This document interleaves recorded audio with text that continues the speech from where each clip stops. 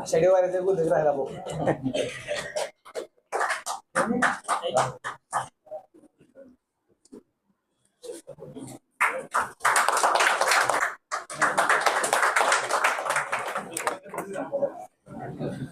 तिकडे जाऊ.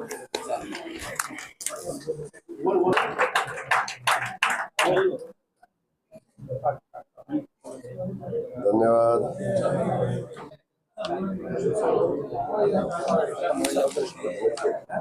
हे सगळे प्रश्न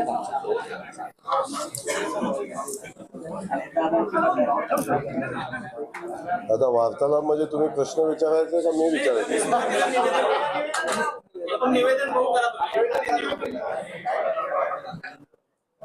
सोलापूर जिल्हा श्रमिक पत्रकार संघाच्या वतीनं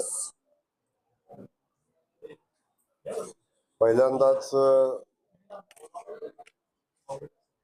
पत्रकार संघाच्या ऑफिसमध्ये येणं झालं. आल्यानंतर आपण सगळ्यांनी मनोभावे माझं स्वागत केलं. आपल्या सगळ्यांना मनापासून धन्यवाद. खास करून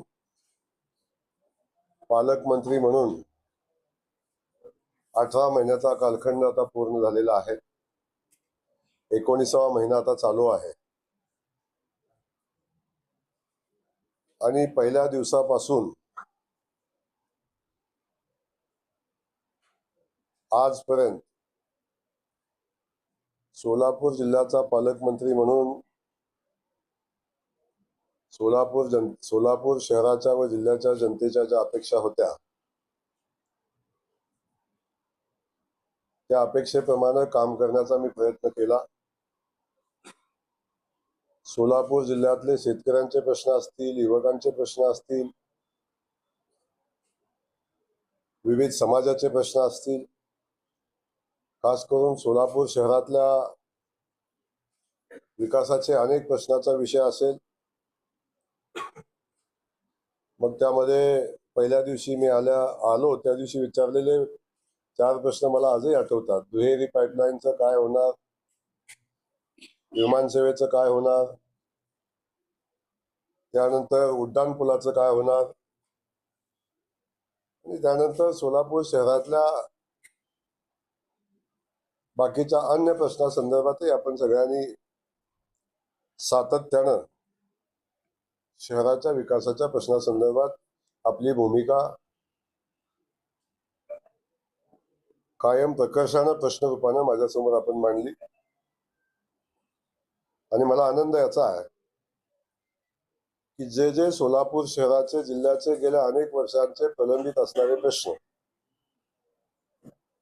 त्या प्रश्नांना वाचा फोडता आली. काही प्रश्नांना न्याय देता आला. काही प्रश्न आता सुटलेले आहेत, काही सुटण्याच्या मार्गावर आहेत. खास करून सोलापूर शहरातला B2चा प्रश्न आपल्या सगळ्यांना माहिती आहे. जवळजवळ 10,000 कुटुंबाचा जो प्रश्न होता तोही प्रश्न आता आदरणीय देवेंद्र कोठे असतील आणि आमच्या सगळ्या सहकाऱ्यांच्या प्रयत्नातनं तोही प्रश्न मार्गी लागलेला आहे.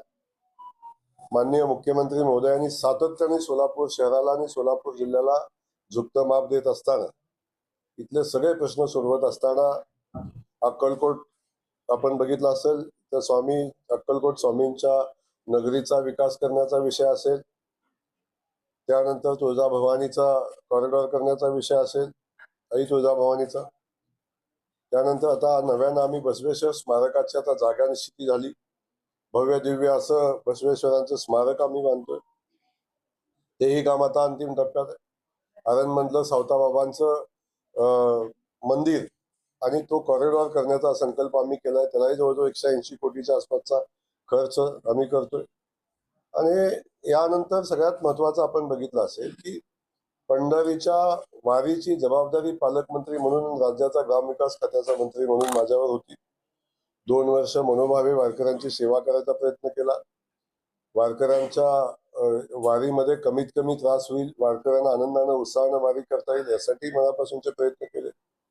आणि त्यातून जो आनंद आज मिळतो, किंबहुना मी मंत्री झाल्यानंतरच आनंद, आणि त्याहीपेक्षा अधिक आनंद म्हणेन वारकऱ्यांची सेवा करताना वारकऱ्यांचे चेहऱ्यावरचा आनंद बघताना आनंद झालेला मी पाहिला, तो विषय असेल. त्यानंतर माननीय मुख्यमंत्री महोदयाच्या संकल्पनेतील पंढरपूरच्या कॉरिडॉरचा निर्णय असेल, पंढरपूर शहराच्या विकासाचा निर्णय असेल. 4,500 कोटी रुपयाचा कॉरिडॉर आता पंढरपूरमध्ये होतोय. बऱ्यापैकी येणाऱ्या कॅबिनेटमध्ये विस्थापितांच्या पुनर्वसनाच्या पॅकेजची मान्यता आता मिळेल आणि सगळ्यांना सोबत घेऊन या सोलापूर जिल्ह्याचा विकास करण्याचा संकल्प आम्ही केला आणि त्या संकल्पामध्ये आपल्या सगळ्यांची साथ मिळाली. खास करून पत्रकार बांधवांना मी मनापासून धन्यवाद देईन. पण सोलापूरच्या जनतेनं, सोलापूरच्या लोकप्रतिनिधींनी, खास करून माझे सगळे आमदार महोदय असतील, माझे सगळे सहकारी बांधव असतील, देवेंद्र असतील, सचिनजी असतील किंवा अन्य सगळेच आमदार, समाधान दादापासून सगळे आमदार, या सगळ्यांनी ताकदीनं माझ्या पाठीशी उभं राहण्याचा प्रयत्न केला. मला प्रत्येक कामामध्ये साथ द्यायचा प्रयत्न केला. मग आमची दोन्ही आमदारांनी, तुम्ही पुन्हा म्हणाल की त्या दोघांचं नाव का घेतलं नाही, असा विषय होईल. हे सगळे आमदार या सगळ्यांनी शक्य तिथं मला पाठबळ दिलं. काही ठिकाणी मला आरसा दाखवण्याचं काम केलं. काही ठिकाणी अडचण असेल तिथं मार्गही दाखवायचा प्रयत्न केला. त्यामुळं या सगळ्या सहकाऱ्यांचं, सोलापूर जिल्ह्यातल्या जनतेचं, की ज्या जनतेनं आम्हाला, मी पालकमंत्री झाल्यानंतर झालेल्या प्रत्येक निवडणुकीमध्ये भारतीय जनता पक्षाला भरभरून यश दिलं. नगरपालिकाच्या निवडणुका झाल्या त्यामध्ये आम्हाला भरघोस यश दिलं. त्यानंतर झालेली महानगरपालिकेची निवडणूक आहे त्यामध्ये आम्हाला भरघोस यश दिलं. नाभूतोनं भविष्यते अशा पद्धतीचं यश या शहरानं दिलं. त्यानंतर जिल्हा परिषदेची निवडणूक झाली त्यामध्ये आपण पाहिलं एका पक्षाची सत्ता 35 वर्षानंतर आज सोलापूर जिल्ह्यामध्ये आली. 38 सदस्य भारतीय जनता पक्षाचे, सहकारी पक्षांचे 10 मिळून 48 सदस्य जवळजवळ आमच्या निवडून या ग्रामीण भागातल्या जनतेनं दिलं. त्यानंतर विधान परिषदेची निवडणूक झाली. त्याही विधान परिषदेच्या निवडणुकीमध्ये जवळजवळ 365 मतांनी राजाभाऊ राऊत आमदार झाले.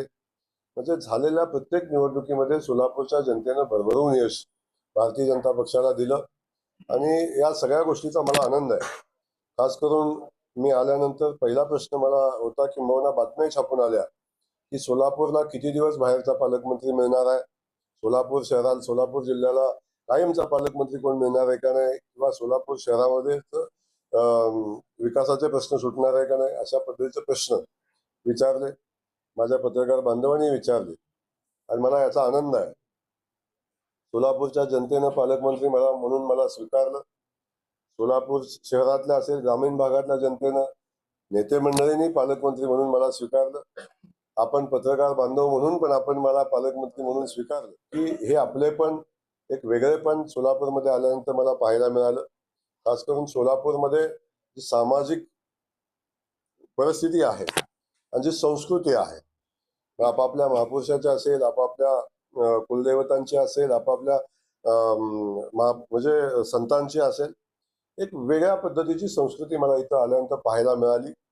प्रत्येक समाज गुण्यागोविंदाने राहत असताना आपापले सण, आपापले उत्सव, आपापल्या सामाजिक जयंत्या प्रचंड मोठ्या उत्साहानं करतात आणि अशा पद्धतीचं सामाजिक आणि सांस्कृतिक ठेवण असलेलं शहर मला वाटतं महाराष्ट्राच्या कानाकोपऱ्यामध्ये सोलापूर एकमेव शहर असेल. अशा पद्धतीचं शहराची संस्कृती बघायला मिळाल्याचा आनंद या निमित्तानं मला आहे. पण माझ्या या सगळ्या प्रवासामध्ये सगळ्यांची साथ तर मला मिळाली, जनतेची मिळाली, पण खास करून पत्रकार बांधवांनी खूप मोठी साथ मला या सगळ्या माझ्या प्रवासामध्ये दिली. आपण चांगल्या कामाचं मोठ्या मनानं कौतुकही केलं. आमच्या उणीव असतील तिथं बोट दाखवायचंही काम केलं आणि त्यातून मार्ग काढत असताना मला मार्गदर्शन करण्याचंही पत्रकार बांधवांनी सगळ्यांनी काम केलं. याचा मला मनापासूनचा आनंद आहे. खास करून मी पुन्हा मगाशी झालं की वारीमध्ये लोकांची सेवा करता आली, वारकऱ्यांची सेवा करता आली, पंढरीच्या नगरीची सेवा करता आली. हा आनंद जो माझ्या जीवनातला आहे तो सर्वोच्च आनंद आहे. तोही आनंद आपल्या सगळ्यांच्या आशीर्वादाने मला मिळाला, याचा मला आनंद आहे. खास करून आपल्या पत्रकार बांधवांचं माझ्या प्रवासामध्ये खूप मोठं योगदान राहिले. आपल्या सगळ्यांना मनापासून धन्यवाद आणि इथून पुढच्या येणाऱ्या कालखंडामध्ये अशाच पद्धतीचं सहकार्य आपल्या सगळ्यांचं राहावं, अशा पद्धतीची अपेक्षा. सोलापूरची गुंतवणूक वाढवण्यासाठी आपल्या काय भविष्याची योजना आहे? सोलापूरची गुंतवणूक वाढवण्याच्या दृष्टिकोनातनं आपल्या सगळ्यांना माहिती आहे की MIDCचं विस्तारीकरणाची आवश्यकता आहे, सर्वोत्तम विमान सेवेची आवश्यकता आहे. शहरामध्ये IT पार्क आता उभं राहतंय. IT पार्कच्या माध्यमातून खूप मोठी गुंतवणूक या ठिकाणी येईल. आणि आपण बघतो सोलापूर हे वस्त्रोद्योगाचं शहर आहे. याच्यामध्ये अनेक सवलती देऊन नव्यानं उद्योग आणखीन समृद्ध कसे करता येतील, याची व्याप्ती कशी वाढवता येईल. कारण जो उद्योग सर्वोच्च स्थान ज्या उद्योगाला सोलापूर शहरामध्ये होतं, कालानुरूप त्याच्यामध्ये जो बदल व्हायला पाहिजे होता तो तेवढ्या वेगानं झाला नाही. आणि त्याचा परिणाम असा झाला की आपण जगाशी स्पर्धा करत असताना आपण थोडं मागे राहिलो म्हटलं तर वावगं होणार नाही. त्याच्यामध्येही आपल्याला वेगळे बदल करायला लागतील. त्याही वस्त्रोद्योगाच्या पाठीशी आपल्याला उभं राहायला लागेल. त्यांना अन्य काही सवलती द्यायला लागतील. ही गोष्ट त्या दृष्टीने महत्वाची आहे.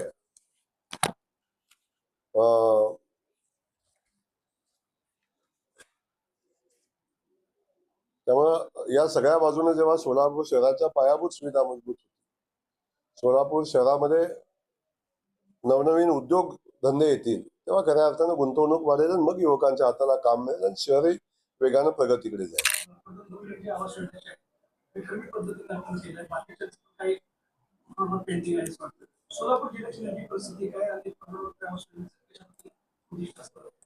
नाही, आता प्रधानमंत्री आवास योजनेचा विषय सोलापूर जिल्ह्यासाठी महत्वाचा आहे, महाराष्ट्रासाठी महत्वाचा आहे.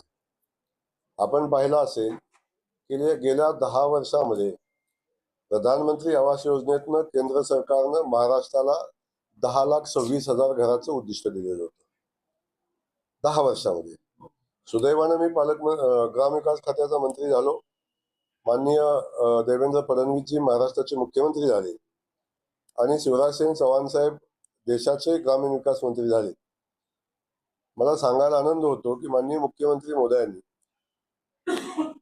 प्रधानमंत्री आवास योजनेची आमचं जे उद्दिष्ट होतं किंवा जे याद्या आजपर्यंतच्या पेंडिंग होत्या त्याची संख्या जवळजवळ 29.5 लाख घरकुलांची होती.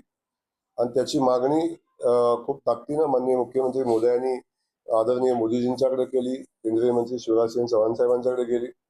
आणि मला सांगायला आनंद होतो 1 वर्षामध्ये आमची जुनी 29.5 लाख घराची यादी एका वर्षामध्ये केंद्र सरकारनं मोदीजींनी मंजूर केली. आणि आज आपण बघतो विक्रमी घरं बांधण्याचं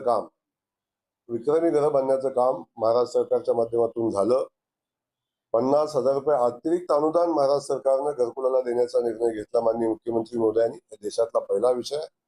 पण एका वर्षामध्ये 5.5 लाख घरं बांधली हे देशातलं एकमेव उदाहरण आहे. 5.5 लाख घरं बांधून तयार झाली. आणि आता आम्ही उद्दिष्ट ठेवलंय एका वर्षामध्ये 15 लाख घरं पूर्ण करण्याचं उद्दिष्ट ठेवलंय. सांगायला पुन्हा आनंद होतो की 5.5 लाख घराचं आम्ही जेव्हा लोकार्पण केलं, जे उद्दिष्ट आम्हाला मुख्यमंत्री महोदयांनी दिलं, पहिल्या महिन्यामध्ये 1,22,000 घरं आम्ही बांधून पूर्ण केली. त्यानंतर म्हणजे आता दुसऱ्या महिन्यामध्ये 1,27,000 घरं बांधून आम्ही पूर्ण केली. आणि आता तिसऱ्या महिन्यामध्ये साधारण आम्ही 1,40,000 घराच्या आसपास आम्ही पोहोचतोय. म्हणजे महिन्याला साधारण 1.25 लाख घरं आपण तयार करतोय. त्यामुळे 15 लाख घराचे उद्दिष्ट पूर्ण होईल.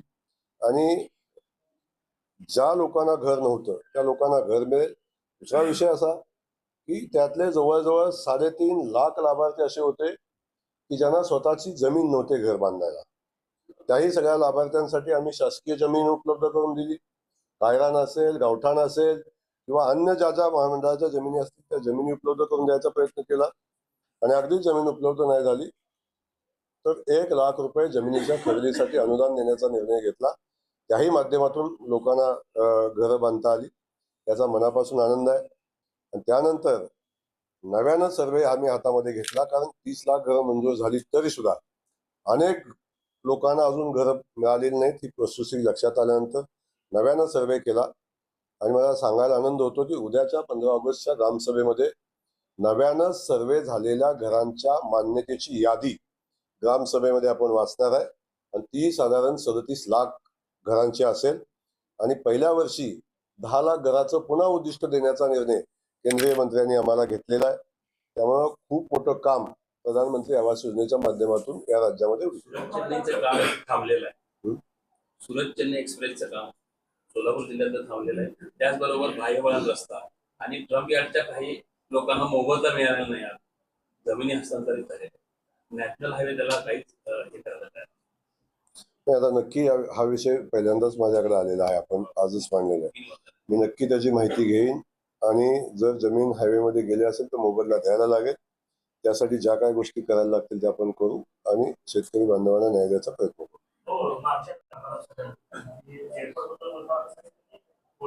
विमानतळ आहे ₹1400 कोटी आणि तिथं कम्पेअर केलं तर बोरामणी विमानतळ तपासणीपेक्षा कमी खर्चामध्ये बोरामणी 400 कोटीमध्ये येऊ शकतात. तर असा प्रस्ताव देखील त्यांनी पाठवल्याचं सांगितलं. पाठवलं त्यांना पाठपुराव्याची गरज आहे. राजकीय पाठपुरावा मिळणं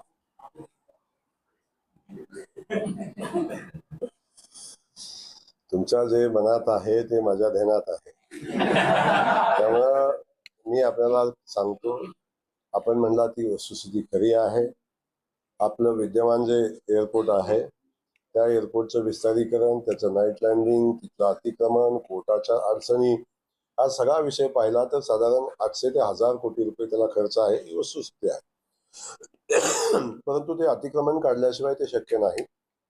त्यामध्ये काही कोर्टाच्या अडचणी आहेत. त्याही संदर्भात आपण कलेक्टर महोदयांना सूचना दिलेल्या आहेत की तातडीनं कोर्टामध्ये सुनावणी व्हावी आणि तो प्रश्न निकाली निघावा. पण त्यानंतर जो विषय येतो की आपला बोरामणी एअरपोर्टचा विषय जो आहे, जो आपण कधी न पाहिलेल्या पक्षामुळे आतापर्यंत थांबलेला आहे. त्यामुळं फॉरेस्ट खात्यानं आता रिपोर्ट तयार केलेला आहे. कारण जेव्हापासून हा विषय समोर आला तेव्हापासून एकदाही तो पक्षी, माळढोक पक्षी एकदाही फॉरेस्ट खात्याला दिसला नाही किंवा त्याची कुठेही नोंद झाली नाही किंवा कुठेही त्याची हालचाल दिसली नाही. त्यामुळं मला वाटतं फॉरेस्ट वन खातं आता या मानसिकतेपर्यंत आलेलं आहे की इथं त्या पक्षाचं अस्तित्व नाही. अशा वेळी आपल्याला काय त्या संदर्भात करता येते याचाही विचार माननीय मुख्यमंत्री महोदयांनी करण्याचा निर्णय घेतलेला आहे. आणि मुख्यमंत्री महोदय आपल्याला जसं म्हणताय जसं राजकीय इच्छाशक्ती आमच्या इथल्या लोकल नेतृत्वाची आहे, तुमच्या पालकमंत्र्याची आहे, आमच्या सगळ्यांच्या वर आमच्या मुख्यमंत्री महोदयांची इच्छाशक्ती आहे. इच्छाशक्तीशिवाय एवढं सगळं घडत नाही. त्यामुळं आपल्याला विचारायला प्रश्न शिल्लक राहत नाही. याला कारण आहे की प्रचंड मोठी इच्छाशक्ती आहे आणि त्या इच्छाशक्तीनं आम्ही काम करायचा प्रयत्न करतोय. आणि दोन्हीचं कम्पॅरिझन केलं तर बोरामणीला साधारण 600 कोटी रुपये खर्च येतो, इकडे साधारण 1000 कोटी रुपये खर्च येतो. तर अशा वेळी काय करावं याचा निर्णय तातडीने सरकार घेण्याच्या विचारात आहे.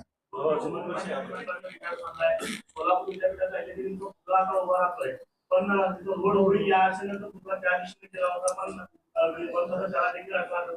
पण सोलापूर रोडला काम करत असताना तिथं वन खात्याचा अर्थ आहे. वन खात्याचे जे नियम आहेत त्या संदर्भामध्ये सोलापूरचा विकास व्हावा आले त्या नियमांमध्ये बदल करण्याची आवश्यकता.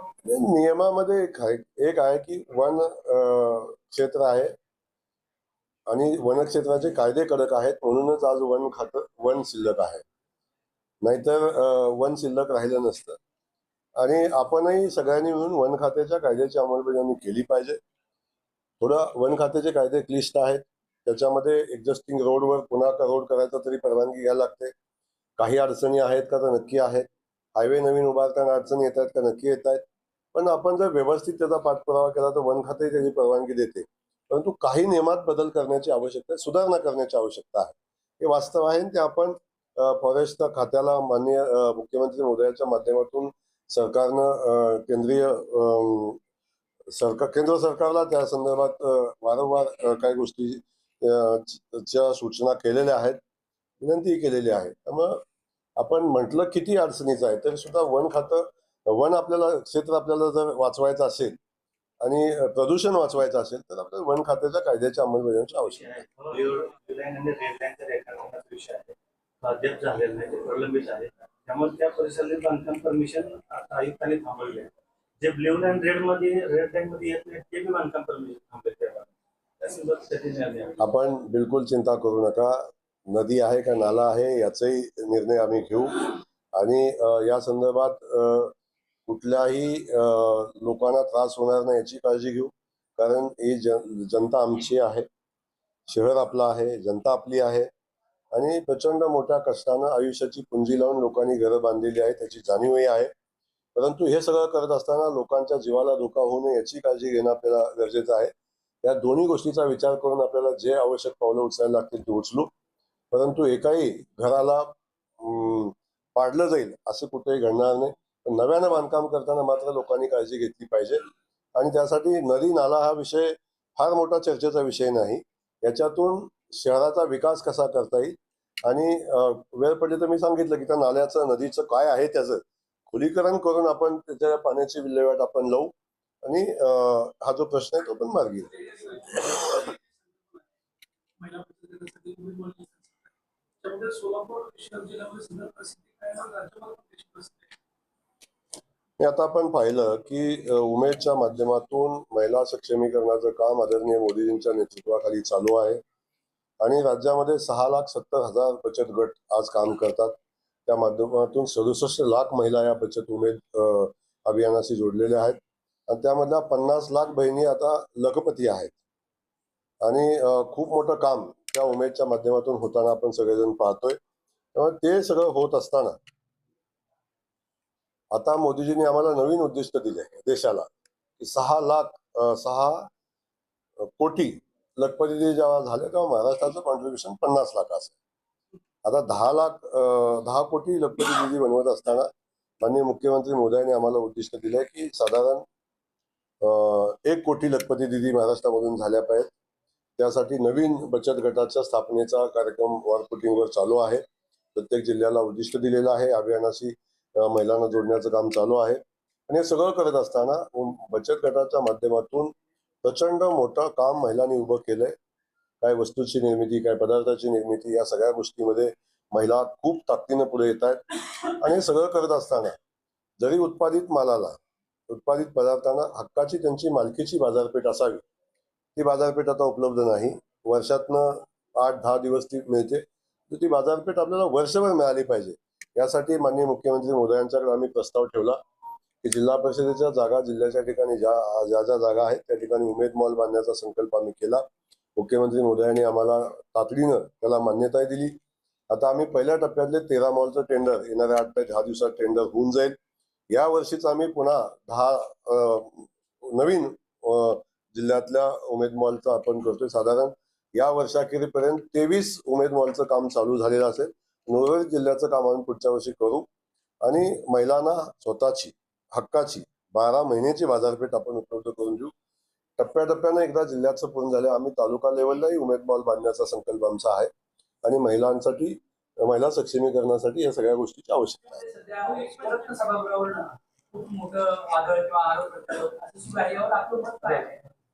नाही, आता तिथं वादळ पण नाही आणि झंझावात पण नाही आहे आणि त्यानं काय फरक पडायचं कारणही नाही. मला वाटतंय सभागृहाच्या नावाचा विषय होता, त्या नावाचा विषय सदस्यांनी काय निर्णय घेतलेला आहे आणि सदस्यांनी बहुमतानं घेतलेल्या निर्णयाचा आपण स्वीकार केला पाहिजे असे साधारण प्रक्रिया लोकशाहीमध्ये आहे. त्यामुळं त्याचं राजकारण न करता आपल्यापुढे खूप मोठे प्रश्न आहेत. विकासाचे प्रश्न आहेत, अडचणीचे प्रश्न आहेत, लोकांनी दिलेली जबाबदारी आहे. या सगळ्या विषयावर आपण सगळ्यांनी मिळून काम केलं पाहिजे. त्यामुळे त्याच्या वादळ काही येणार नाही आणि असं मत होतं त्याच्यामध्ये की नवीन जर सभागृह बांधणार असतील तर माजी पंतप्रधान अटलजींचं नाव देण्यात यावं असं त्यांच्याकडून सांगण्यात येते. मात्र दुसरीकडे धैर्यशील मोहिते पाटील हे विरोधात आहेत. रणजित दादा पक्षाची जवळीक नाही आहे. यामुळं कुठेतरी शंकरराव मोहिते पाटलांनी जिल्ह्याचं नेतृत्व अधिकारी केलेलं आहे. त्यांचं नाव पुसण्याचा हा प्रयत्न होता. मला एक आपल्याला समजत नाही आहे, शंकरराव मोहिते पाटलांचं कसं नाव पुसलं जाईल? मोहित्यांचं नाव कसं? पाक गल्लीला, रस्त्याला, बोळाला, कुठल्या ह्याला नाव नाही. एवढी सगळ्या ठिकाणी नाव असल्यावर सगळ्या ठिकाणी नावाचं कंपल्शन कशासाठी पाहिजे? त्यामुळे त्यांचा कधी अवमान आम्हाला करायचा नाही आणि त्या गोष्टीत मला जायचंही नाही.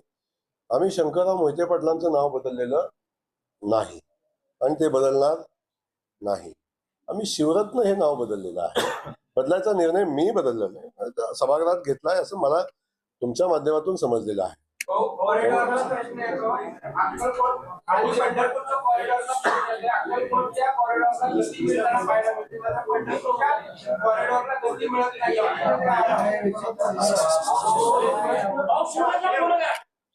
शिवरत्न पूर्ण होऊ द्या. झालं ना पूर्ण. शिवरत्नामध्ये काय शिवरत्नाचा विषय काय की ते शिवाजी महाराजांच्या नावाशी जोडलं जातं. हा, शिवाजी महाराजांच्या एक एक एक एक एक एक मिनिट. हा हा हा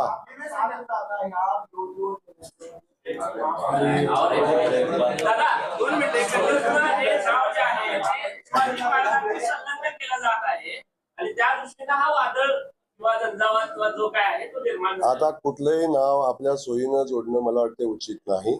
छत्रपती शिवाजी महाराजांचा आम्ही सन्मान करतो. छत्रपती शिवाजी महाराजांचा जो पुतळा आपण बघितलेला आहे तो जिल्हा परिषद बॅक साईडला आहे. मला वाटतं या सगळ्या लोकांनी या पुतळा पाठीमागच्या बाजूला बसवणं उचितच नव्हतं. तो वास्तविक पाहता दर्शनी बाजूला आणि तो दर्शनी गेटवर पुढच्या बाजूला बसण्याची आवश्यकता होती. तर महाराजाचा सन्मान याच्या संदर्भात कुणी बोलावं हा एक वेगळा विषय, त्या विषयावर मी जाणार नाही. परंतु मी आपल्याला क्लिअर सांगतो की छत्रपती शिवाजी महाराज आमच्यासाठी सर्वोच्च आहे. छत्रपती शिवाजी महाराजाच्या नावाला काळिमा लागेल असं कुठलंही कृत्य आम्ही करणार नाही ना कुणाला करून देणार आहे. त्यामुळं हा विषय वेगळा आहे, तो विषय वेगळा आहे. उजनीमध्ये प्रदूषण झाले आणि त्याच्यासाठीच 90-91च्या सुमारामध्ये चिलापी नावाची एक मासळी त्याच्यामध्ये आपली येतात आणि त्याच्यामुळे स्थानिकांना उद्योग पण मिळाला आणि खायला पण मिळाली. पण त्याचं आता प्रदूषण होते. ती चला चिलापी बाहेर काढण्यासाठी ते प्रयत्न होणं अपेक्षित आहे. आता याच्यावर काय माझा सखोल अभ्यास नाही. त्याचं टेंडर निघाल तर मी तुम्हाला देऊन टाकेल.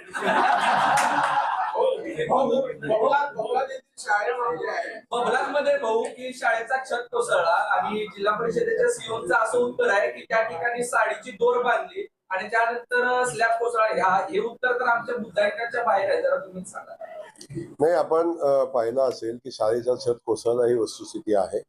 त्यामध्ये वास्तविक पाहता शिक्षकांनी थोडी काळजी घेण्याची आवश्यकता होती.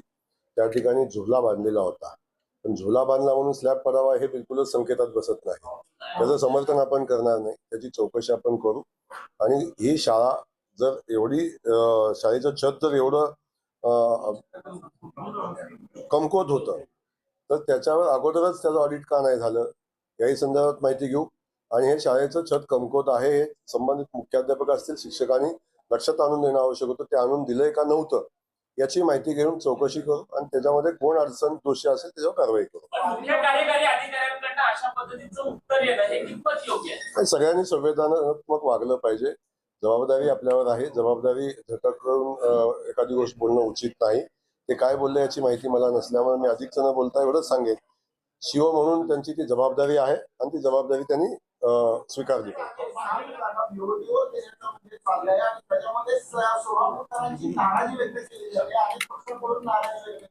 नाही, अनेक पक्षाकडून नाराजी हा माझा तुमचा प्रश्न मला ज्ञात आहे.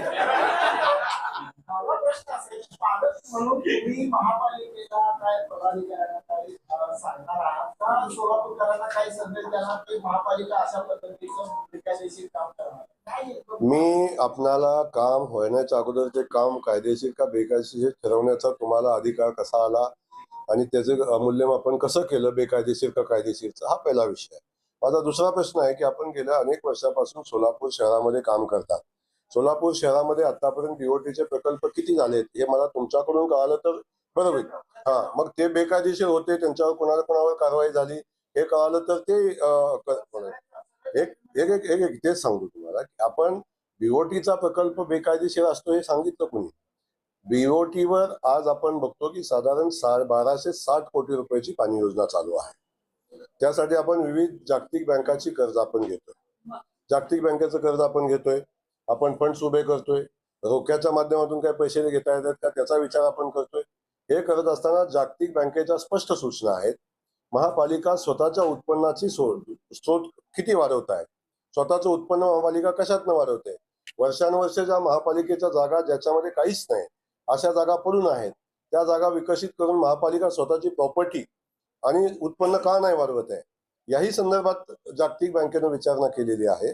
त्यामुळे जागतिक बँकेच्या सूचना असतील, केंद्र सरकारच्या सूचना असतील, राज्य सरकारच्या सूचना असतील, या सूचनेच्या अनुषंगानं आता फक्त ते कुठले प्रकल्प आपण करू शकतो हे तपासण्यासाठी आता जो विषय समोर आलेला आहे, आयुक्तांनी आणलेला आहे, तपासण्यासाठी आणलेला आहे. फिजिबल होतील नाही होतील त्याच्यावर कमिटी नेमू, त्याच्यावर तज्ज्ञ नेमू, तज्ज्ञ आपल्याला सल्ला देतील हे करणं उचित आहे नाही उचित आहे.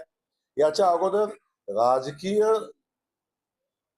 पूर्व दूषित विचार करून जर एखादा प्रकल्प होण्या अगोदर तो प्रकल्प प्रत्यक्षात येण्या अगोदर तो बेकायदेशीर आहे अशा पद्धतीची चर्चा करणं किंवा अशा पद्धतीनं विचार करणं हे शहराच्या विकासाला घातक आहे. शहराचा जबाबदार नागरिक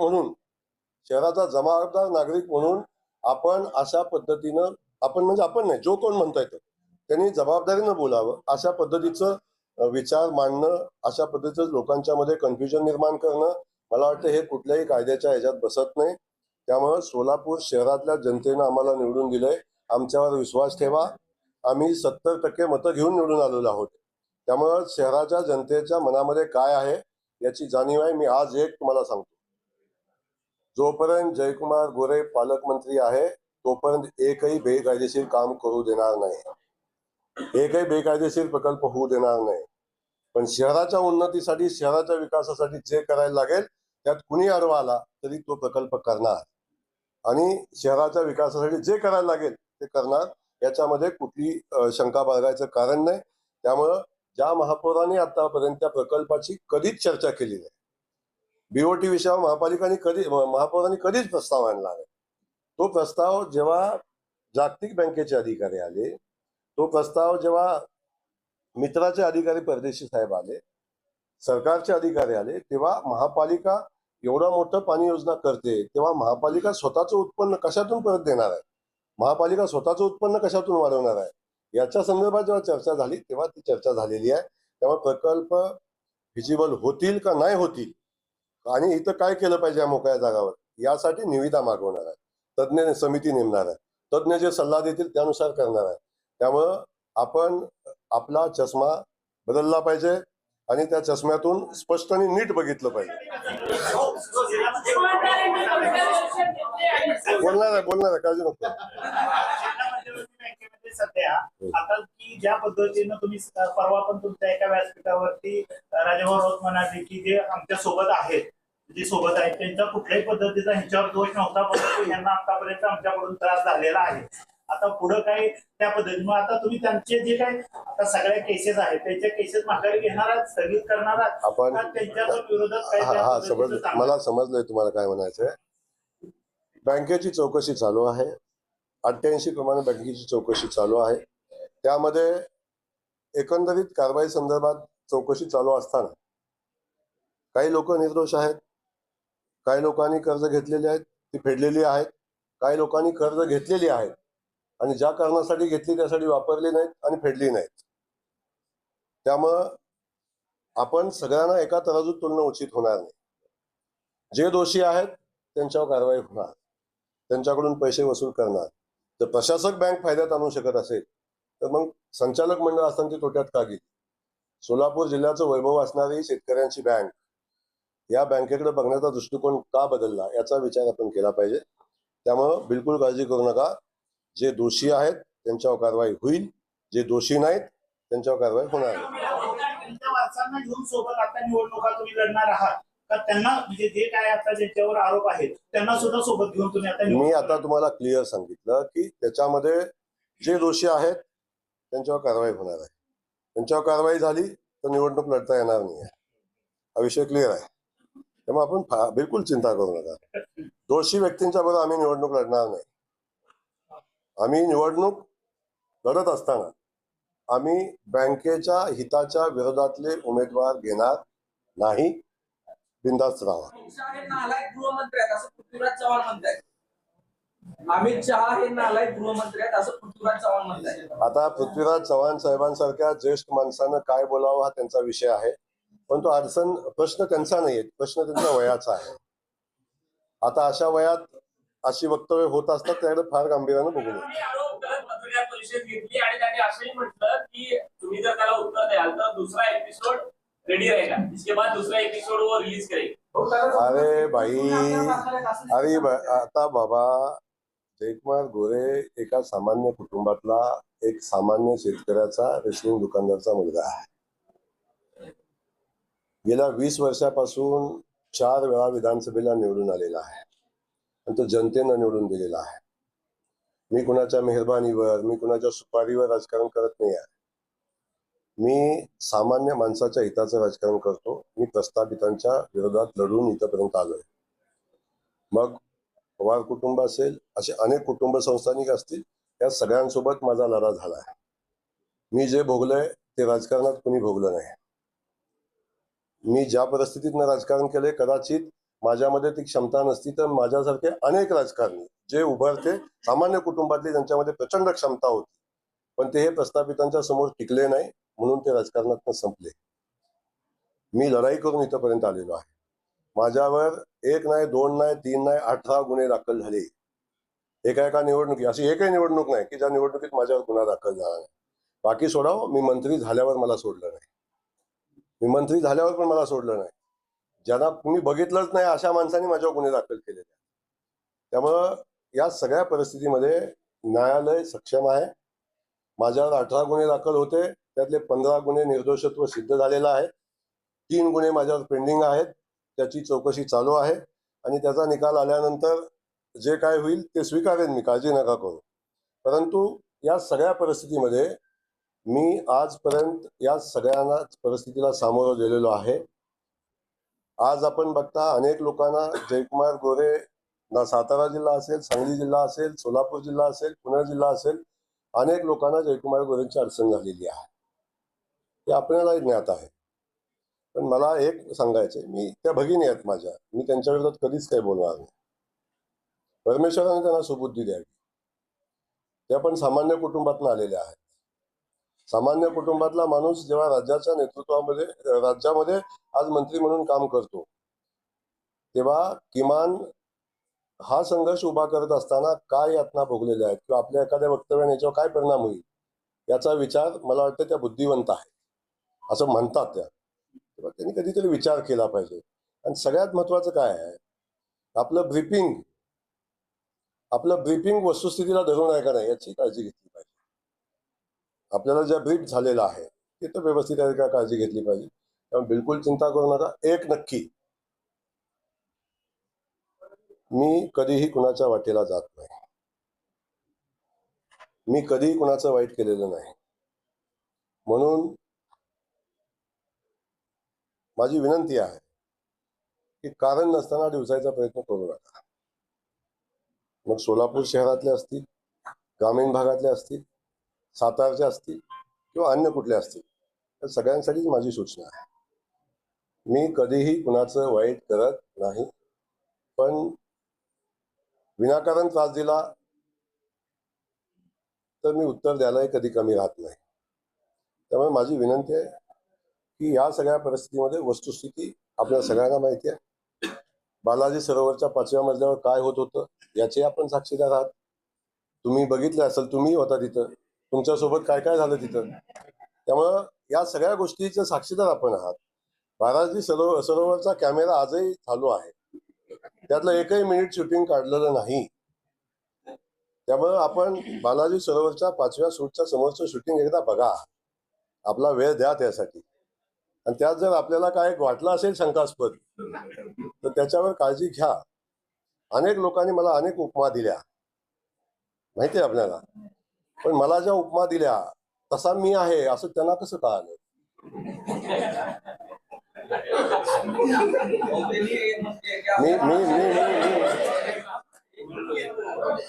म्हणजे मी असं आहे असं त्यांचं म्हणणं आहे. मग त्यांना अनुभव कधी आला असा आहे म्हणजे या सगळ्या गोष्टीचा. त्यामुळे या सगळ्या गोष्टी आपण तपासून बघितल्या पाहिजेत ना. त्यामुळे माझं म्हणणं आहे की या ब्रीफिंग प्रॉपर झाली पाहिजे. जयकुमार गोरेला एवढं सगळं बोलताना एकाही ब्रीफिंगची आवश्यकता भासलेली नाही. कारण मी लोकांच्या सोबत राहतो, लोकांच्या सोबत काम करतो, जनतेचा आवाज घेऊन काम करतो. मी कधी आयुष्यात चुकीचं वागत नाही. त्यामुळं आत्तापर्यंत एक विषय आहे, 20 वर्ष प्रस्थापितांनी मला संपवण्याचा प्रयत्न केला, जयकुमार गोरे थांबला नाही, न संपला. देवेंद्रजींच्या सारखं नेतृत्व भारतीय जनता पक्ष आज माझ्या पाठीशी ठामपणे उभा आहे. याला कारण आहे की जयकुमार गोरेने चुकीचं काही केलेलं नाही. त्यामुळं बारामती दमलेली आहे. आणखीन काय आता जास्ती अधिकचं बोलणार नाही, परंतु एवढा सहज नाही की कोणी मोडून टाकावा. त्यामुळं माझी विनंती आहे, झाकली मूठ 1.25 लाखाची आहे. मी चुकेन तिथं नक्की माझ्यावर तुम्ही बोट दाखवा. मी चुकेन तिथं नक्की सांगा. आता तुम्ही सांगताय की रेस्ट हाऊस 10 कोटीचं बांधलं का माझं ऑफिस 10 कोटीचं बांधलं. काहीतरी थोडं तारतम्य बोलण्यात असावं की याचं असावं. पार्ट 1, 2, 3 असे 10 पार्ट मी कधी घेऊन बसलोय. आता कुठला पार्ट काढलाय? त्या पार्टचा मला फरक पडत नाही. बाकी कोण काय म्हणतं याच्या अधिकचं बोलणं मला खूप उचित नाही. काही शब्द आपण जे उच्चारले शोधला नाही. अशा पातळीवरती टीका होणं पालकमंत्र्यांबद्दल एखाद्या मला वाईट वाटतं. नाही, एक तुम्हाला सांगतो, मनाला वाईट वाटण्याच्या पुढे गेलेला आहे.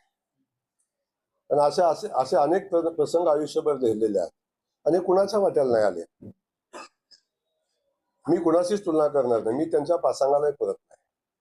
छत्रपती शिवाजी महाराज असतील, त्यांचं ते जेव्हा स्वराज्य स्थापन केलं तेव्हा सगळ्यांनी त्याचा सन्मान केलाच नाही. महात्मा फुले होते, त्यांना तर दगड विटा शेण वाळू सगळंच त्यांना खायला लागलं. सावित्रीयांनी चांगलं काम करायचा प्रयत्न केला, त्यांच्यावर कशा पद्धतीचे हल्ले झाले आपण बघितलं. म्हणजे या सगळ्या गोष्टी डॉक्टर बाबासाहेब आंबेडकरांच्या बाबतीतला विषय असेल, तेही तुम्ही सगळेजण आपल्या सगळ्यांना इतिहास माहिती आहे. त्यामुळं चांगलं काम करत असताना काही गोष्टी सहन करायची क्षमता तुमच्यामध्ये असायला लागते.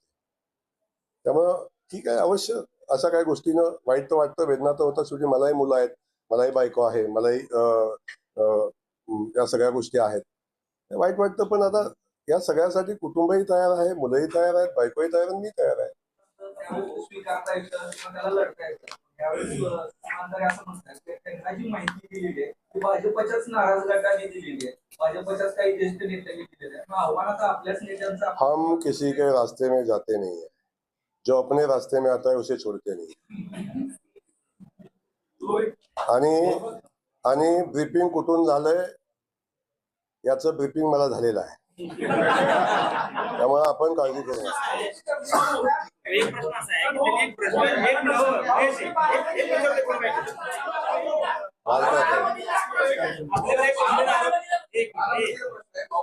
गंभीर आरोप आपल्यावरती भ्रष्टाचाराचे केलेले आहेत. ते आपले मेडिकल कॉलेज आहे आणि त्या कोविड कालावधीमध्ये तुम्ही मयत लोकांचे पैसे लाटले असा देखील त्यांनी गंभीर आरोप सुषमा अंधारेंनी केलेला आहे. त्याला काय उत्तर असतं? अंधारे ताईंचा मी पुन्हा एकदा सन्मान करतो. ताईंना ब्रीफिंग चुकीचं होते, ताईंनी माहिती घ्यावी. जयकुमार गोरेनं कोविडच्या कालखंडामध्ये एक अर्धा नाही 4,000 कोविडच्या रुग्णांचा उपचार केला आणि त्यांचा जीव वाचवण्याचं काम केलंय. इंडिव्हिज्युअल मी माझ्या अकाउंटमधनं आणि मी कर्ज काढून 3.5 कोटी रुपये मी कोविडच्या उपचारासाठी मी स्वतः खर्च केलेले आहे. याचं रेकॉर्ड आहे. याच्यामध्ये त्यांनी जे आरोप केलेले आहेत ते आरोप ज्या लोकांनी माझ्यावर गुन्हा दाखल करण्यासाठी तयार केलेलं फेक रेकॉर्ड आजच सुदैवानं बघा, तुमच्या सुदैवानं आजच त्यांचा सुप्रीम कोर्टाने जामीन फेटाळलेला आहे. त्यामुळे त्याची वस्तुस्थिती तपासात पुढे आलेली आहे. ते तपास होईल आणि त्याच्यावर चर्चाही होईल. पण ज्या लोकांचे प्राण वाचले किंवा माझ्या उपचारानंतरही ज्या लोकांनी त्याचे प्राण गेले ते सगळेजण हे बघतायत आणि लोक त्याचं उत्तर आहेत. आपण उत्तरच काय करणार? कोण म्हणताय? तुम्ही म्हणताय बारामती दमले का? दमलेली बारामती पंतप्रधान राष्ट्रपती याला सगळ्यात आपल्या. अरे मी खूप छोटा कार्यकर्ता आहे. एवढं लांब कुठं दिल्लीला नेत आहे मला? आपल्या इथलं सोलापुरातलं विचारायला. प्रचंड प्रचंड बातम्या आल्या, प्रचंड म्हणजे प्रचंड. तर मी आपले सरचिटणीस सागर दादांना विनंती करतो की घेतली. माझी कृपा करून माझी तुम्हाला विनंती आहे, अंधारेताई असतील किंवा संजय राऊतजी असतील, तो त्यांचा प्रश्न आहे. मी त्याला उत्तर दिलेलं नाही. तुम्ही मला प्रश्न विचारला म्हणून मी सांगितलं. मला नाही वाटत की ते प्रश्न त्यांना उद्देशून किंवा त्यांच्या ह्याच्यात विषय होता. मला त्याशी काही देणं घेणं नाही. ताईंनी त्यांचे उद्दिष्ट आहेत, त्या उद्दिष्टाला माझ्या शुभेच्छा आहेत. राऊत साहेबांचं जे उद्दिष्ट आहे त्यांनाही माझ्या शुभेच्छा आहेत. आणि त्यांनी शिव्या देण्यानं त्यांची उंची लोकांना कळते आणि माझ्यासारख्या माणसाला शिव्या द्यायला लागतात याचा अर्थ असा आहे की मी शिव्या देण्याच्या पात्रतेचा आहे. महारा आवास योजनेअंतर्गत पत्रकारांच्या 214 निधीचा विषय होता. त्या वाटपाचा निर्णयाचा संदर्भातला विषय होता. ड्रॉ देता यावं का नाही यावं, ड्रॉ काढू नये असे पत्रकार बांधवांचे म्हणणं होतं. पण या ड्रॉमध्ये आपल्या सदस्यांच्या पलीकडचं कुणालाही सहभागी होता येणार नाही अशी व्यवस्था करून आपल्याला ते देण्याचा